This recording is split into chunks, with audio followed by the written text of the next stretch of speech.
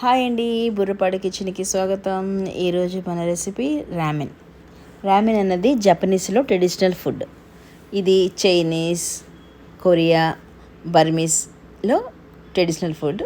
దీనికి కావాల్సిన పదార్థాలు: ఉల్లికాళ్ళు, గుడ్లు, ఎండుమిర్చి, వెల్లుల్లి, అల్లం, noodles, soya sauce, boneless chicken with bones చికెన్ని మనం తీసుకొని అది కుక్కర్లో వేసుకుందాం. కుక్కర్లో వేసుకున్న తర్వాత అందులో అల్లం కట్ చేసి వేసుకొని, వెల్లుల్లి వేసుకొని, ఆ రెండు కట్ చేసి అందులో వేసుకోవాలి. వేసుకున్నాక దీనికి మనం సరిపడా వాటర్ వేసుకోవాలి. వాటర్ కొంచెం ఎక్కువనే వేసుకోవాలి, ఎందుకంటే అది బాగా బాయిల్ అయ్యి కొంచెం తగ్గుతుంది. ఎందుకంటే ఇదే మనకి సూప్ అన్నమాట. ఇందులో మనం ఉల్లికాయలు కట్ చేసి వేసుకొని, సరిపడా సాల్ట్ వేసుకొని, ఇప్పుడు ఇది మనం బాగా బాయిల్ చేసుకోవాలి. ఇది బాయిల్ అయిపోయిన తర్వాత గుడ్లు బాయిల్ చేసుకోవాలి. గుడ్లు బాయిల్ అయిపోయిన తర్వాత ఎండుమిర్చి బాయిల్ చేసుకోవాలి. ఆ తర్వాత కడాయి పెట్టుకొని అల్లం, వెల్లుల్లి, ఉల్లికాళ్ళ వేర్లు తీసుకొని కట్ చేసి వేసుకోవాలి. ఇప్పుడు మనం ఎండుమిర్చి పేస్ట్ చేసి ఉంచుకుంటాం కదా, ఆ పేస్ట్ వేసుకోవాలి. అది మనకి ఎంత స్పైసీనెస్ కావాలో చూసుకొని అది వేసుకోవాలన్నమాట.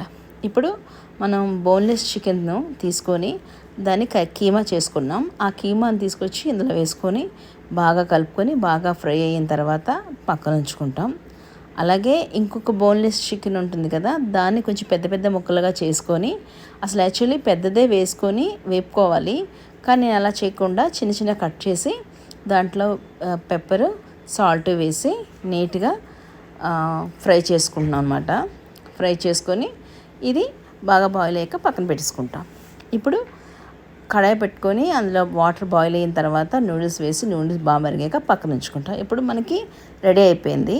ఇప్పుడు మనం ఎలా ప్రొసీజర్ చూద్దాం.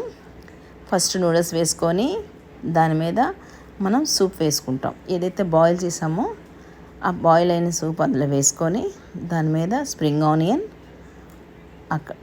ఏది ఫ్రై చేసాం కదా, చికెన్ ఫ్రై చేసి పెట్టుకున్నాం కదా, యాక్చువల్లీ పెద్దది కట్ చేసి పెట్టుకోవాలి, నేను చిన్న చిన్న కట్ చేసి ఫ్రై చేసుకున్నాను.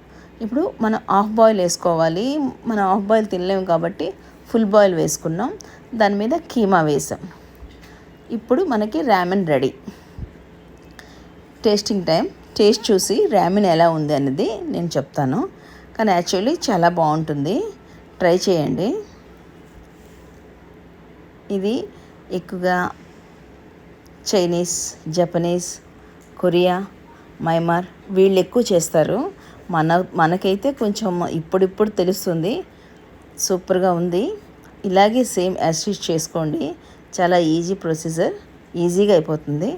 తప్పకుండా చేసుకోండి.